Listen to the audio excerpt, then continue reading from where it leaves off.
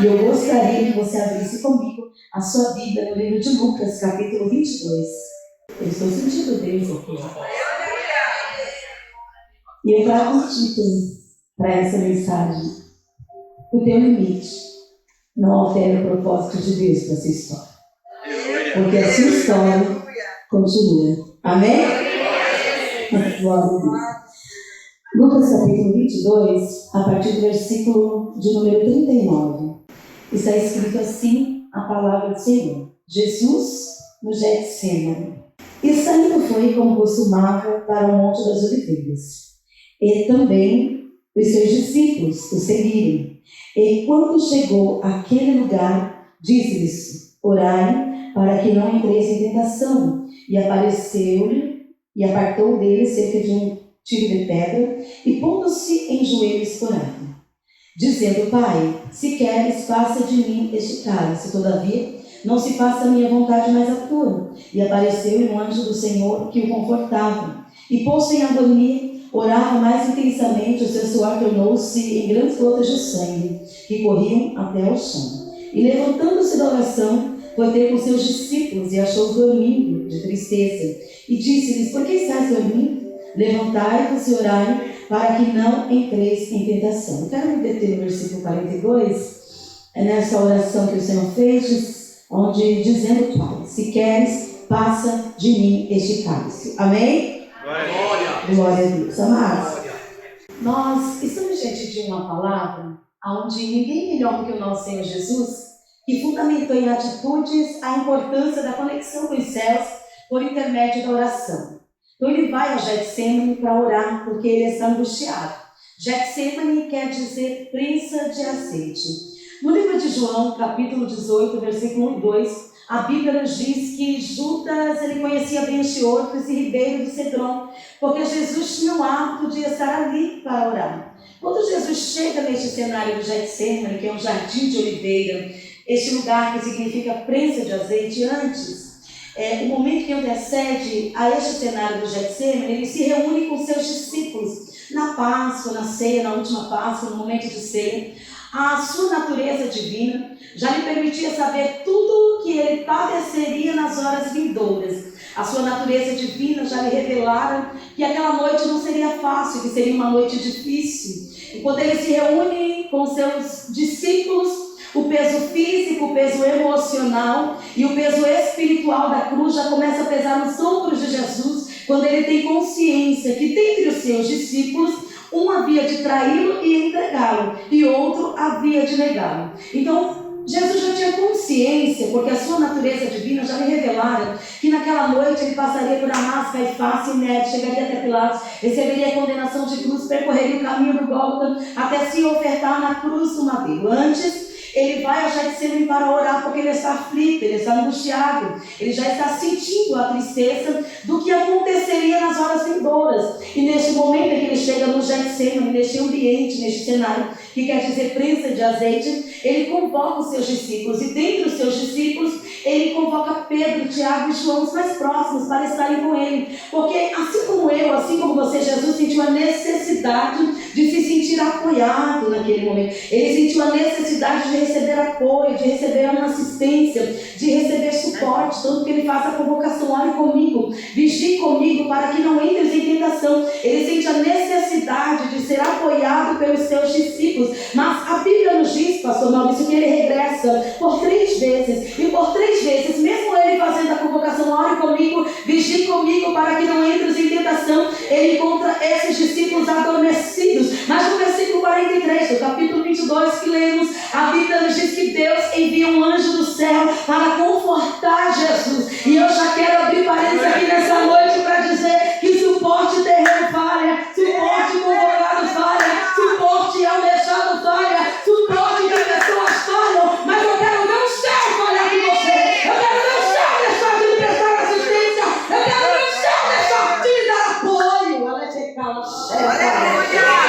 E esse Jesus que chega no Getsêmani, ele tem um propósito de cruz para cumprir. Mas quando ele faz essa oração: Pai, se possível, passa de mim este cálice, ele está quebrado. Ele está pensando em apresentar a Deus a existência da cruz. Assim como eu e você muitas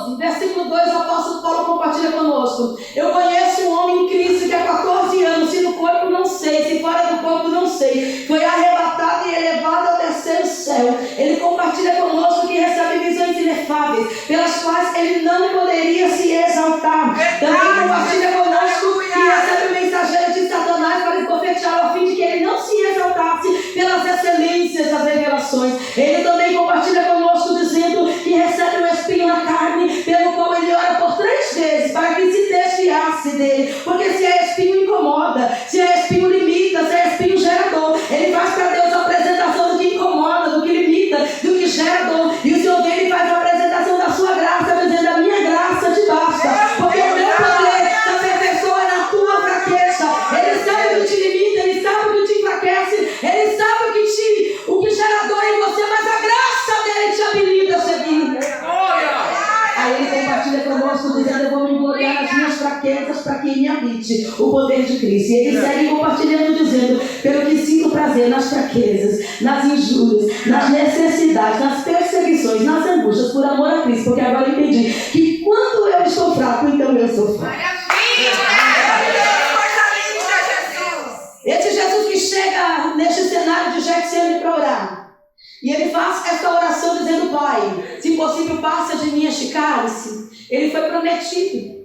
No livro de Gênesis, capítulo 3, versículo de número 15, a Bíblia nos diz: e porém inimizade entre ti e a mulher, e entre a tua semente e a sua semente, e esta lhe ferirá a cabeça, e tu lhe ferirás o calcanhar. Esse Jesus é prometido. No livro de Mateus, capítulo 1, versículo de número 23, a Bíblia nos diz: eis que a virgem conceberá e dará à luz a um filho. Aliás, o nome de Emanuel, que traduzido quer dizer Deus conosco.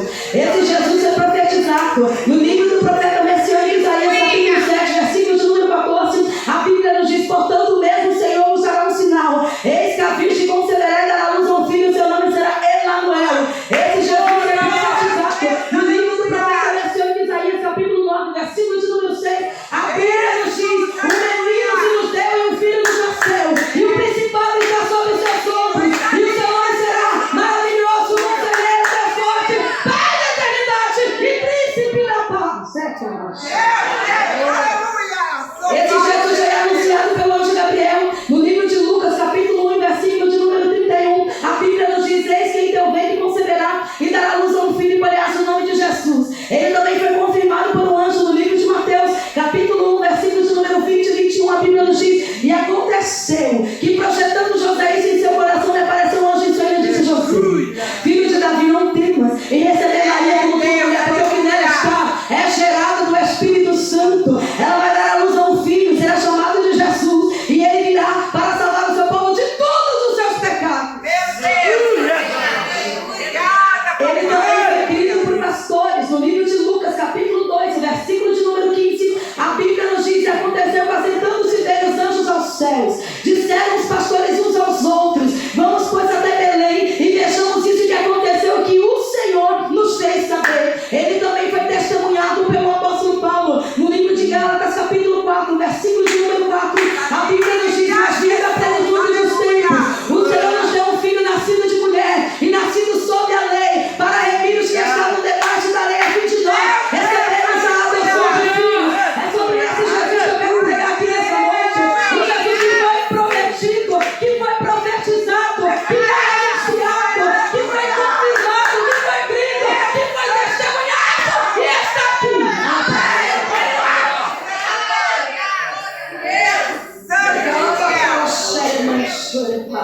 Esse Jesus que ora: Pai, se possível, passa de mim este cálice. Ele sabia que aquela noite não seria fácil. No livro de Mateus, capítulo 26, versículos 67 e 68, a Bíblia nos diz que quando prenderam Jesus, taparam seus olhos, cuspiam na sua face, batiam e pediam para que ele adivinhasse quem ele estava cuspindo. No livro do profeta messiânico Isaías, capítulo 50, versículo 6, a Bíblia nos diz que ele não escondeu o seu rosto dos cuspes. No livro de Mateus, capítulo 27, versículo 29 e 30, a Bíblia nos diz que desceram uma coroa de espinhos e pegaram uma cana de açúcar, colocaram na sua mão direita, desnudaram Jesus e intitularam Rei dos Judeus. Depositaram essa coroa de espinhos na sua cabeça e batiam. No livro de João, capítulo 20, versículo 25, 26 e 27,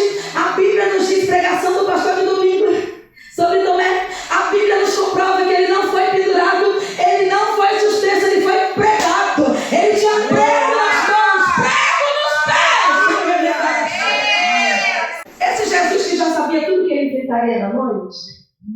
Naquela noite?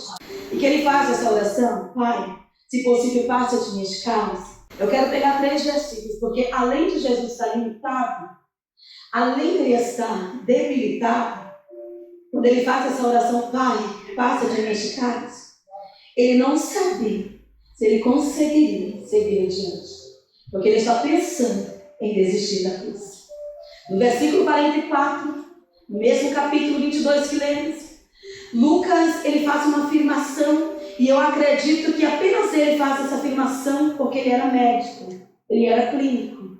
Ele compartilha conosco e faz uma afirmação dizendo que quando Jesus, ele está intensificando as suas orações, o seu suor desce até o chão e se transforma-se em gotas de sangue. Este fenômeno que acometeu Jesus no Getsemane, ele atende pelo nome de hematidrose. Ao que vem a ser hematidrose? É o rompimento das veias capilares que atende pelo nome de sudoriparas. Para a ciência é um fenômeno raro, e isso só acontece quando o indivíduo ele já não tem mais condições de suportar mais nada. Ele está sentindo dores no corpo físico, ele está debilitado, desidratado, emocionalmente abalado, psicologicamente esgotado. Quando o indivíduo ele é acometido por este fenômeno chamado hematidrose, ele já não tem mais condições para sentir dores.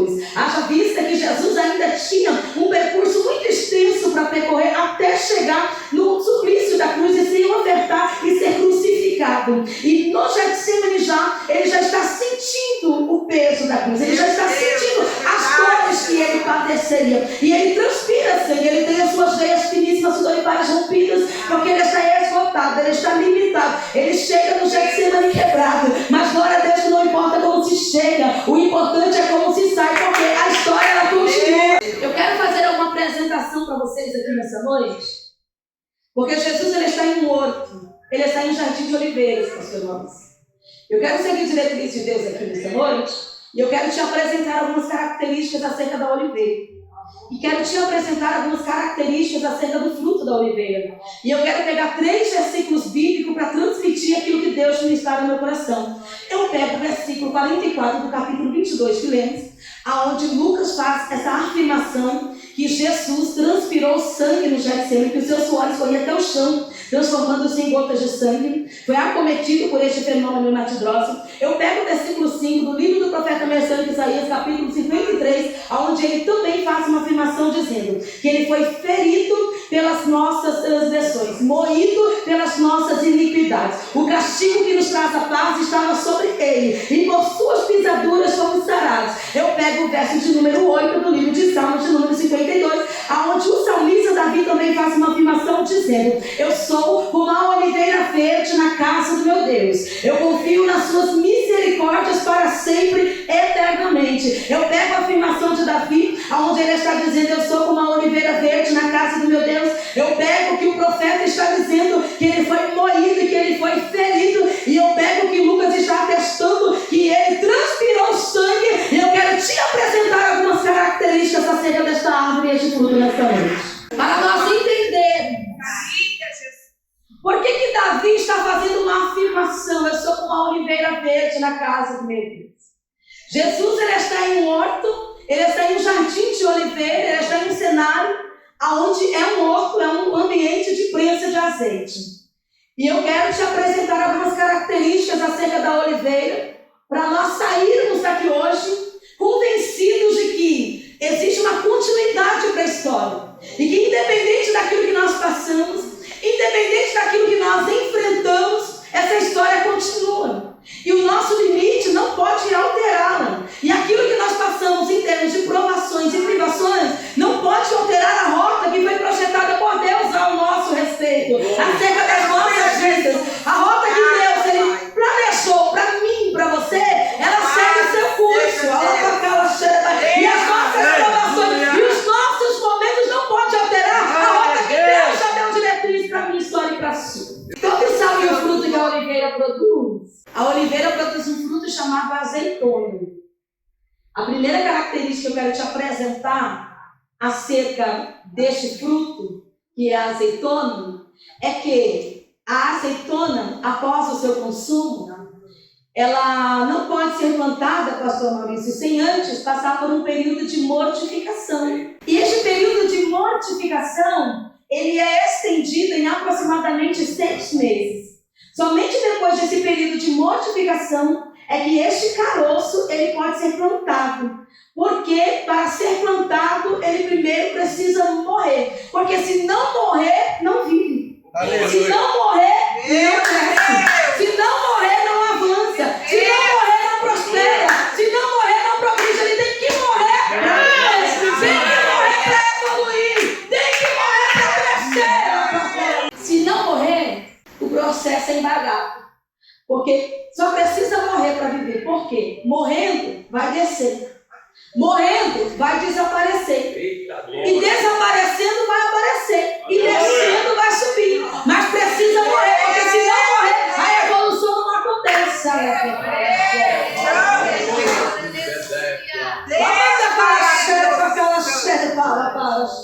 Nós somos atraídos por aquilo que vemos.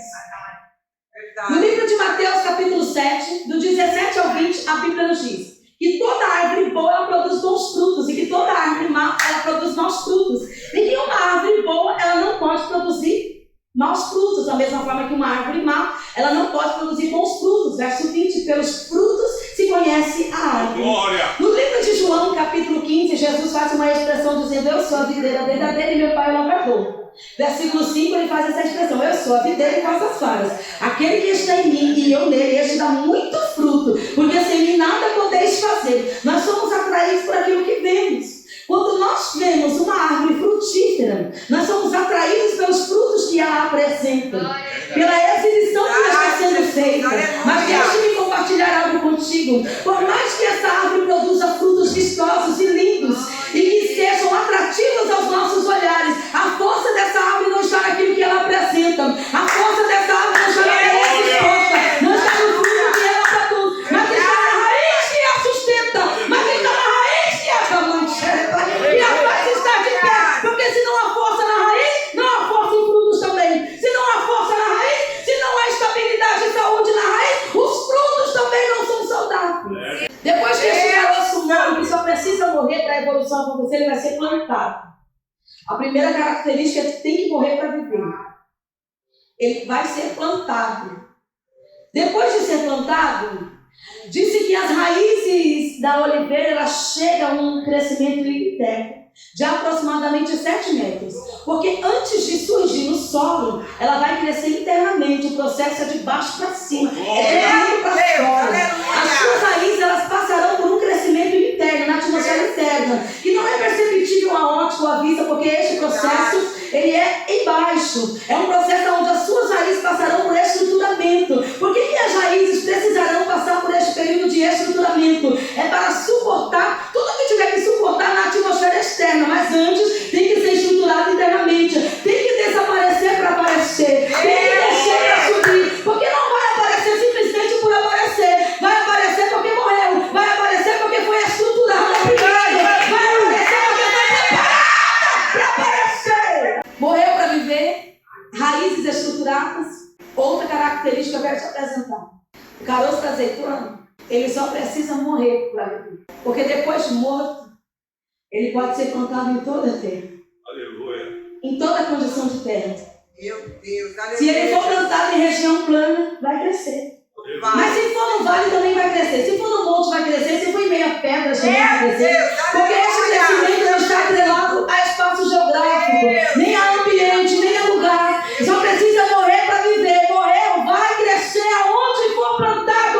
Porque esse crescimento não está atrelado à condição de terra, nem à condição de ambiente. Esse crescimento vem com preparo. Esse crescimento vem com preparo. Outra característica da oliveira, morreu para viver, desceu para subir, é que ela demora para aparecer no solo. Porque primeiro vai passar pelo processo de estruturamento. Demora para aparecer, mas depois que aparece, ninguém mais pisa. Ninguém passa por cima. Porque não veio por vir, não apareceu por aparecer. Surgiu para apresentar frutos e crescimento também. Não apareceu simplesmente por aparecer, porque este crescimento ele é lento, mas ele é constante.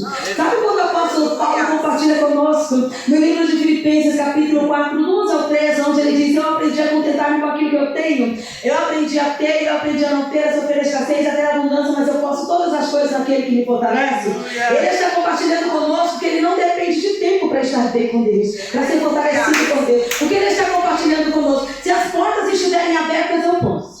Mas se as portas se fecharem, eu também posso. Se os projetos estiverem dando certo, eu posso. Mas se de repente os projetos eles começarem a dar errado, eu também posso. Ah, se as coisas estiverem em ordem na minha casa, eu posso. Mas se de repente sair do lugar, alguma coisa sair fora do cronometrado, eu também posso. Porque quem me fortalece não dorme. Quem me fortalece não perde controle. Quem me fortalece não perde controle. As coisas podem sair do meu controle. Mas no livro do profeta Isaías, capítulo 22, versículo 22, a Bíblia nos diz que ele tem nos ombros a chave de Davi, que abre e ninguém fecha, que fecha e ninguém abre. Ele é pecado.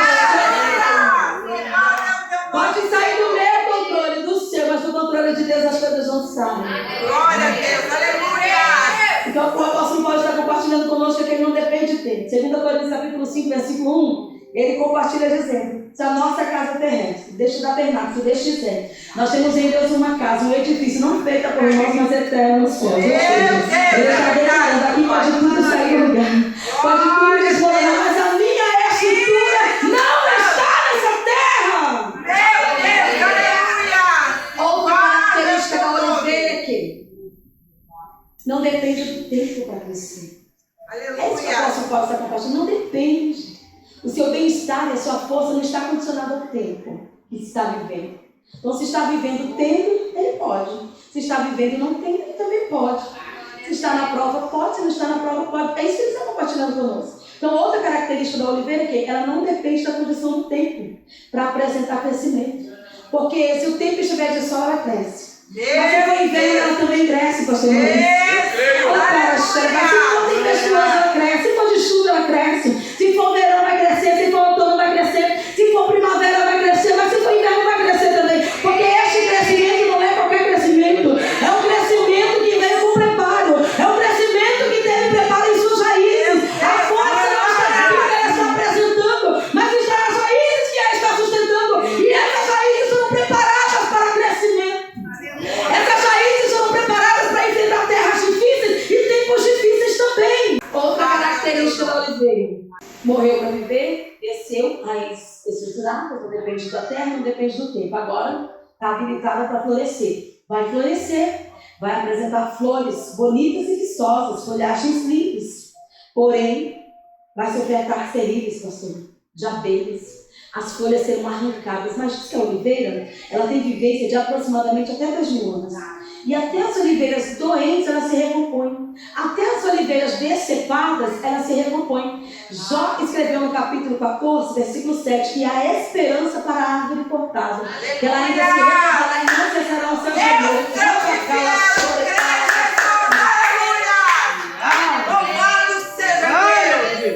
Livro do profeta Jeremias, capítulo 17, versículo 7 e 8, já escrito: que bendito é o varão que confia no Senhor e cuja esperança é o Senhor, pois será como uma árvore plantada junto aos ribeiros, que estende as suas raízes sobre as águas, e que no tempo do calor não receia, mas as suas folhas elas continuam verdes, e no ano da sequidão não se fadiga, e nem deixará de dar frutos. No livro do profeta Ezequiel, capítulo 17, versículo de número 24, a Bíblia nos diz: e saberão todas as árvores do campo que eu, Senhor, eu abato a árvore alta, eu elevo a árvore baixa, eu faço secar o que está aberto, e eu faço reverdecer o que está cheio, porque eu, Senhor, disse, e eu, Senhor, farei.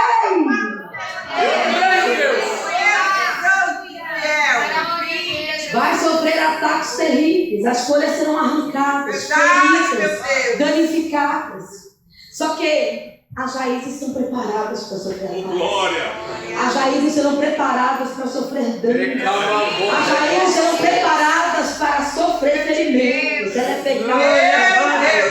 Serão atacadas por abelhas feridas, serão suas folhas arrancadas, mas vai se recompor de novo, vai se restabelecer de novo. As folhas caem, mas brotam de novo. As folhas se ferem, mas se restauram novamente. As folhas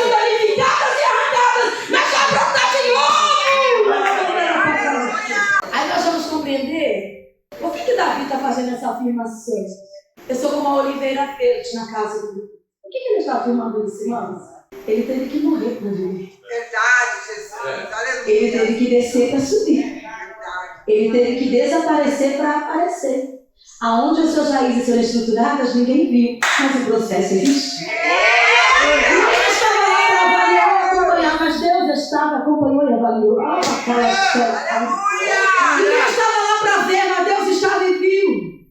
Ele morreu para viver, desapareceu para aparecer, desceu para subir. O que ele está compartilhando conosco? Eu vou enfrentar terras difíceis. Eu vou pisar em terras difíceis, mas não tem problema, porque as minhas raízes estão preparadas para enfrentar terras difíceis. Eu vou continuar crescendo. O que ele está compartilhando conosco? Eu vou enfrentar mau tempo, o dia mau vai bater na minha porta, mas não tem problema. Eu vou continuar produzindo, eu vou continuar crescendo, porque as minhas raízes estão preparadas para enfrentar o mau tempo.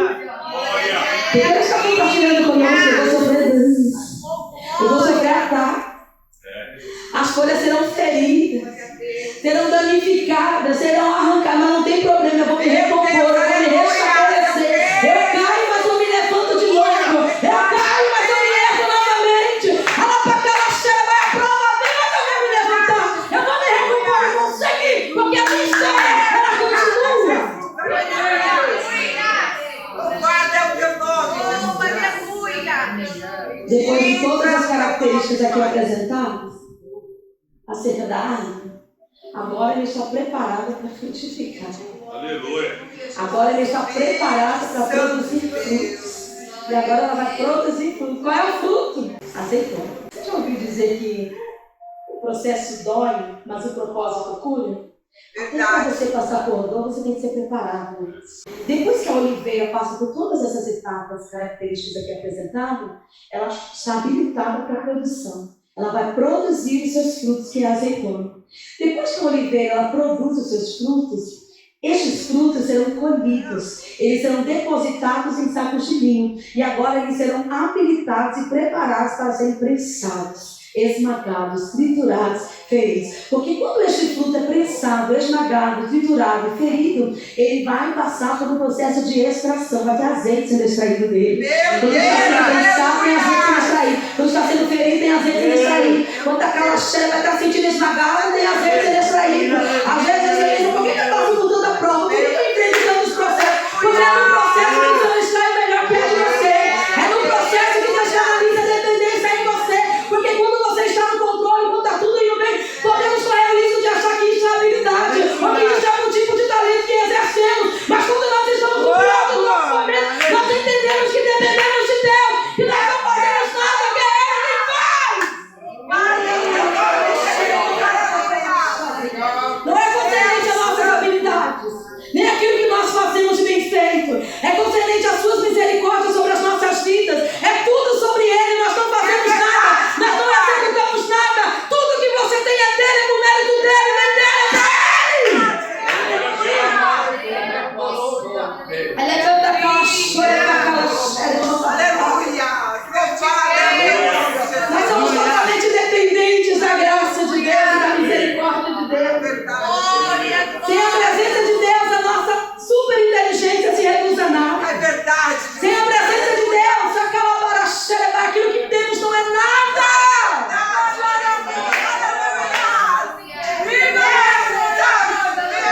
A oliveira vai produzir os seus frutos, eles serão habilitados para serem pensados. Depois da produção dos frutos, eles serão colhidos e depositados em sacos de linho, pastor Maurício.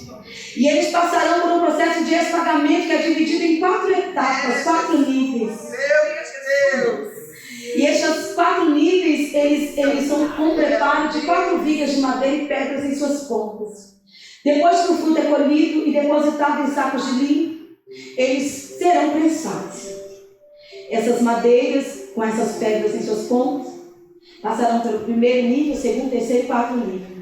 Depois que as azeitonas são colhidas, depositadas no saco, a primeira pedra vai se deslocar. Nós vamos entender por que o profeta messiânico Bíblia, ele disse que ele foi ferido pelas nossas transgressões e moído pelas nossas iniquidades, porque ele está no cenário de prensa de azeite. Ele está nesse jardim de oliveira. Ninguém melhor que Jesus para se sentir prensado, moído, porque ele chega pensando que não vai dar conta de seguir com o propósito de cruz. Ele soa sangue. Ele tem as suas veias finíssimas, sudoriparas rompidas. Ele é acometido por este fenômeno hematidroso. Quando as azeitonas colhidas, depositadas em sacos de linho, a primeira pedra vai descer.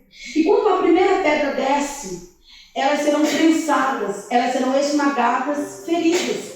E quando prensadas, esmagadas e feridas, o primeiro azeite é extraído. O azeite que é utilizado como unção na casa de Deus. Porque tudo aquilo que é primazia é do Senhor. Então o primeiro azeite é extraído e é usado para Deus. Tudo aquilo que há para a cheira, ele tem que ser a prioridade. Ele tem que estar em primeiro lugar. Ele tem que estar na frente daquilo que você é, daquilo que você tem, daquilo que você conquistou. Ele tem que estar acima. Ele tem que ser o primeiro. Ele tem que ser a prioridade. Aleluia! Louvado seja Deus! Depois que os frutos já foram esmagados, prensados e triturados uma vez, eles serão esmagados, eles serão prensados, eles serão triturados por mais uma vez. E a segunda pedra vai descer sobre estes frutos. E quando a segunda pedra desce, o segundo azeite é extraído, o azeite extra virgem, utilizado para a alimentação. Agora os frutos que já estão colecionando ferimentos, que já foram prensados e esmagados uma vez, duas vezes, a terceira pedra vai se deslocar e descer sobre este fruto. E depois que a terceira pedra desce, o terceiro azeite é extraído. Azeite utilizado para combustível, para iluminação de lamparina. Sabe quando você olha para o fruto e não tem mais nada para tirar dali, pastor? Só tem o sumo. Quem já veio para a igreja assim? Hoje eu não tenho nada para oferecer. Hoje eu estou empurrada por Deus, impulsionada pelo Espírito Santo, porque eu não tenho nada. Aí Deus pega o nada que você trouxe, atua o nada que você trouxe. Deus pega o vazio que está em você e vai agir através do vazio que está em você. Ele pega a pouquinha fé que você trouxe e ele vai te renovar através do pouco que você trouxe, porque é isso que Deus faz. É quando nós nos reduzimos a nada, é que Ele atua na papel cheio. Deixa-me dizer uma coisa para você. Viver uma vida relacionada por Deus, com Deus, não é ter domínio sobre força, estar forte o tempo todo, mas também não é ser dominado pela fraqueza. Não é estar forte o tempo todo, mas também não é ser derrubado quando se está fraco. Porque quando você está fraco, quando você está vazio, quando você não tem nada, a força dele habita em você, te habilita, te coloca de pé e te mostra. Olhando visivelmente não sai nada dali, só tem um escudo. Não sei se tem algum baiano aqui. Eu contei melhor. Como baiana que sou, eu só não como a casca da banana e da melancia. Aleluia! Mas da fruta como até o caroço. Aí você olha assim pro fruto, só tem sumo. A quarta pedra vai descer. Uma bala cheia. Meu Deus, aleluia! A quarta pedra vai se deslocar sobre estes frutos. E o último azeite vai ser extraído. Até quando pensa que não se tem nada, tem algo para ser extraído. Até quando você pensa que não tem mais nada para oferecer, tem alguma coisa aí sim. Até quando você pensa que está vazio, ele extrai alguma coisa de você. Ele tira um pouquinho de fé, ele tira um pouco de glória. Ele renova, ele atua um pouco que você trouxe. A quarta pedra vai descer, só tem o suco. Olhando visivelmente não sai nada, mas vai sair azeite. Azeite, o último azeite, que é utilizado para fabricar um tipo de sabão que promove limpeza. O que o salmista Davi está declarando quando ele afirma: eu sou uma oliveira verde na casa do meu Deus? Ele está afirmando para mim e para você: ferido, mas produzindo, sentindo o peso do chamado, mas produzindo, sentindo dores, mas produzindo, sentindo a pressão, mas produzindo, me sentindo esmagado muitas das vezes, mas produzindo. Eu quero fazer uma analogia aqui com você nessa noite, porque, irmãos, nós estamos na era da tecnologia. Algumas pessoas nunca me perguntam, pastor, mas também, o que você faz para estudar? Meu método é muito simples. Bíblia, caderno e caneta. Eu tenho computador, mas eu não gosto de estudar computador. Não faço uso da internet, não gosto. Então eu sou o tempo antigo, eu tenho uns 10 cadernos, né? Aleluia! Eu gosto de escrever.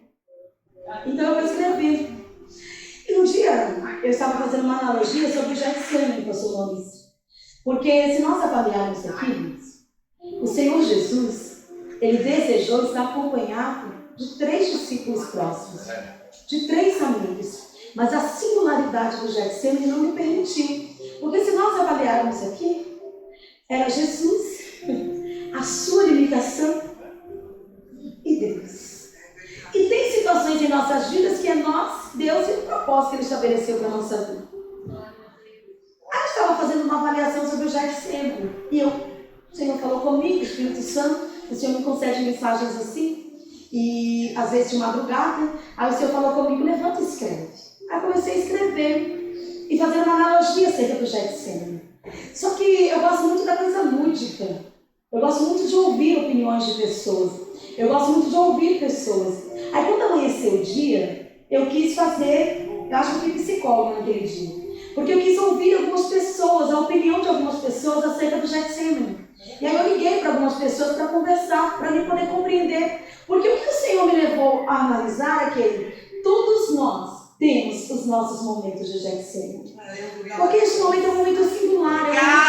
Muitas das vezes queremos estar acompanhados por alguém, queremos ser assistidos por alguém, queremos ser abraçados por alguém, queremos que alguém mostre a importância que temos. E muitas das vezes nós não contamos com esse tipo de suporte, com esse tipo de apoio. Muitas das vezes nós precisamos canalizar a nossa dependência em Deus, colocar o céu como a nossa motivação e o propósito que Deus tem para as nossas vidas como nosso estímulo. Porque se nós olharmos para o suporte que não recebemos, nós fracassaremos no exercício do ministério que o Senhor nos concedeu. Se nós olharmos para as frustrações, para as decepções, para os momentos em que as pessoas são ingratas conosco, nós não seguiremos com o processo, com o propósito que Deus estabeleceu para as nossas vidas. Portanto, precisamos canalizar a nossa motivação em Deus. Precisamos ter o céu como nosso estímulo e olhar para Deus sobretudo e seguir com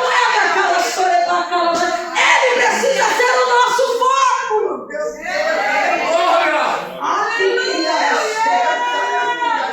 Eu vou retroceder aqui só um pouquinho e já volto para o Getsemane.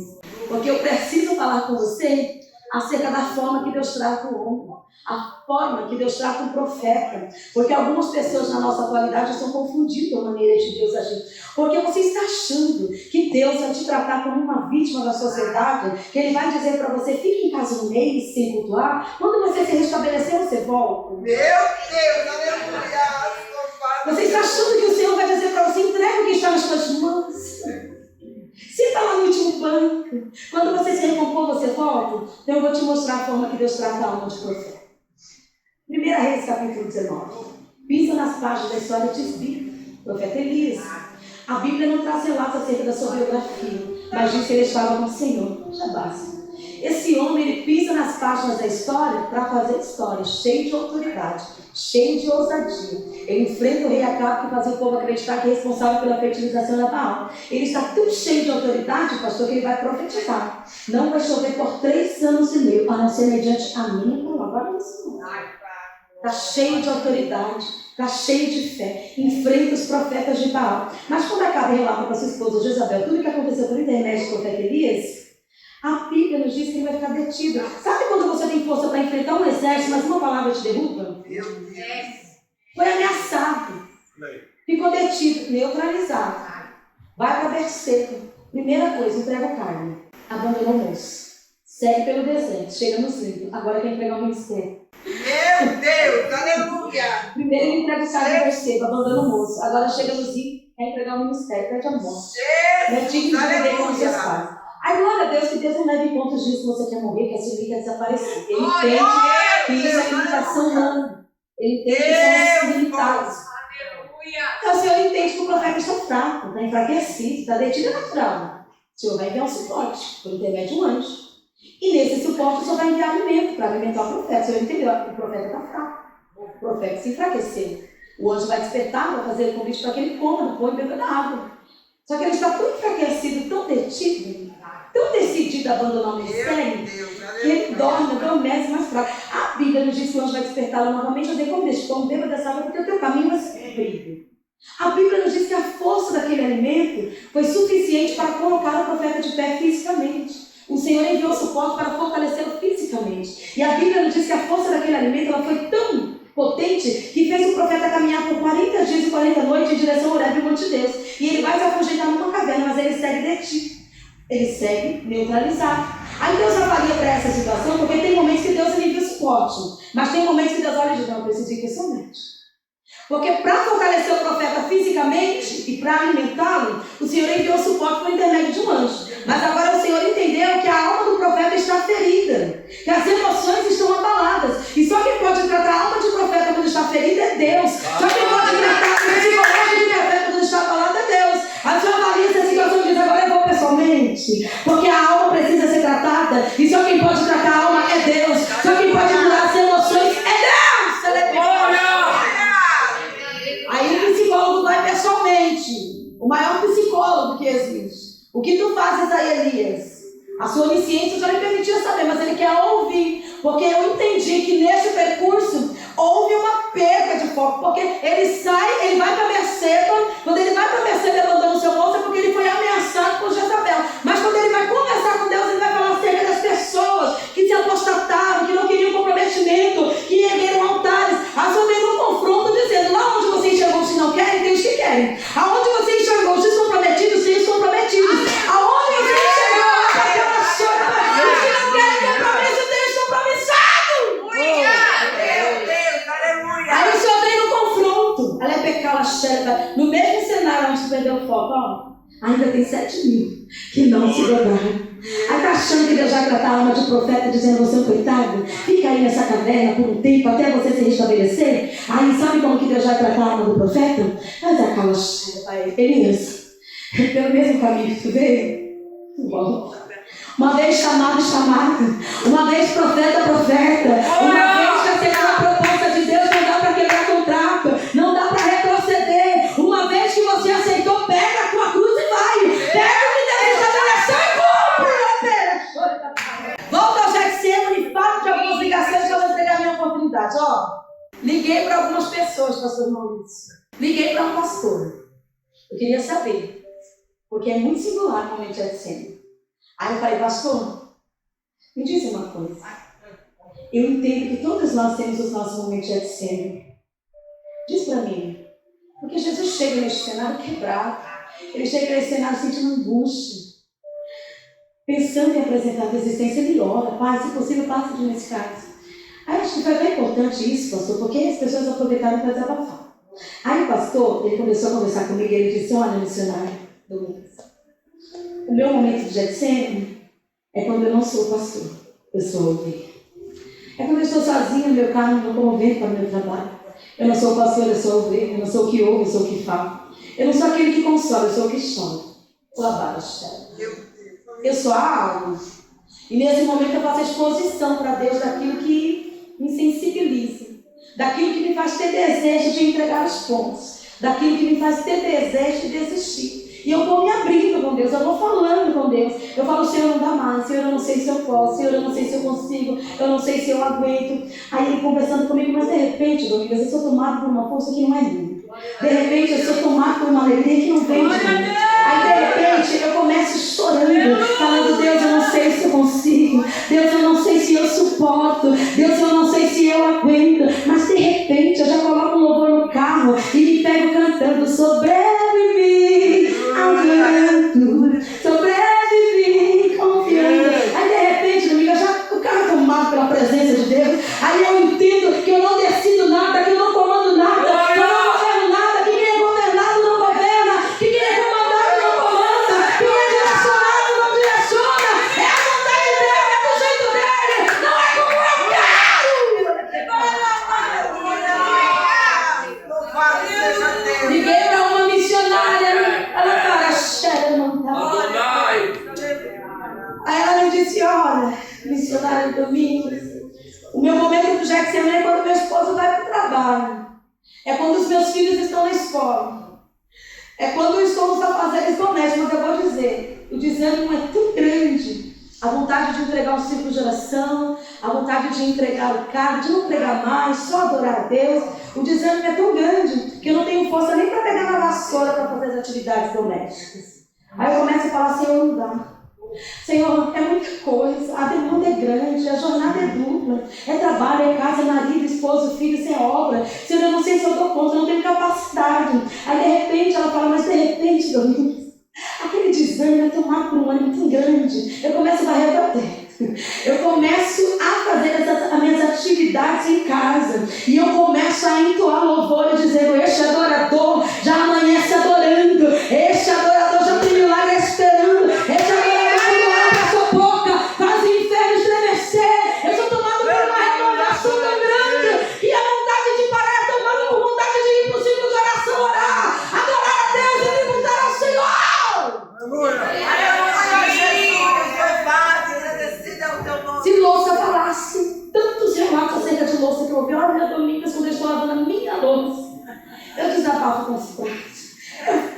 mulheres, e eu digo, Senhor, eu não quero, Senhor, eu não posso, eu não sou capaz. Aí de repente, quando eu termino, eu já estou dizendo, conta comigo, Deus. Alguém me disse, olha, Domingo, o meu momento de Getsemane é quando eu vou dormir. Todos estão dormindo na minha casa. Eu coloco a minha cabeça no travesseiro, eu não tenho por que explicar o porquê do choro, o porquê das lágrimas. Ali eu choro. Ali eu choro, falando, Deus, não dá mais.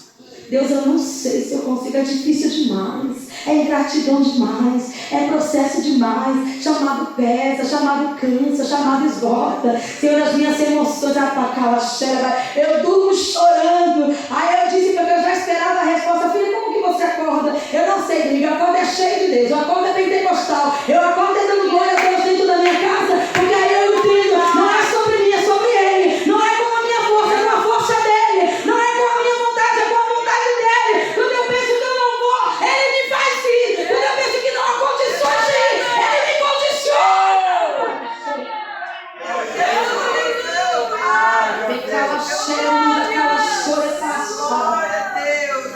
Jesus chega neste cenário assim. Eu digo que a singularidade do Getsemane é o momento onde a embalagem se rompe e o conteúdo é exposto. Por quê? A singularidade deste momento não permite aquela coisa da armadura de super forte, de que está dando conta de tudo. Porque neste momento, porque Deus nos conhece na íntegra. Ele sabe o que existe dentro de nós, Ele sabe onde está a nossa fragilidade, Ele sabe onde está a nossa vulnerabilidade. Então esse momento é um momento de vulnerabilidade, é um momento onde a exposição feita é exatamente da sensibilidade, daquilo que nos faz ter desejo de desistir. Então Jesus chega quebrado. Eu estou escrevendo um livro que o tema dele é Por Trás dos Bastidores. E uma das frases que o Senhor me deu para este livro é que existem situações que nos quebram em 1000 pedaços. Nos quebram. Verdade, Jesus. Mas nós somos feitos de uma matéria-prima que se decompõe, se desfaz. Mas nas mãos do oleiro, ela se recompõe de novo, se refaz novamente. Ele pega os pedaços, ele junta, ele faz o vaso se reerguer, ele coloca o vaso de pé novamente. Porque Jesus chega nesse cenário quebrado, ele chega no Getsemane esgotado, ele chega quebrado. Mas o importante não é como se chega, é como se sai. Porque ele chega limitado. Ele ora mais se possível, passa de mim este cálice. Ele transpira sangue. Ele é acometido por este fenômeno hematidrose. Mas ele sai de cabeça erguida, pronto. Para cumprir propósito. Sabe por quê? Porque a história continua.